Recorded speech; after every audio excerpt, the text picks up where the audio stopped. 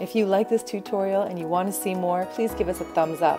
And if you're getting piles of artwork because of all this awesomeness, then you've got an app for that. It's called Artebula, and you can find it for free on the App Store and Google Play Store.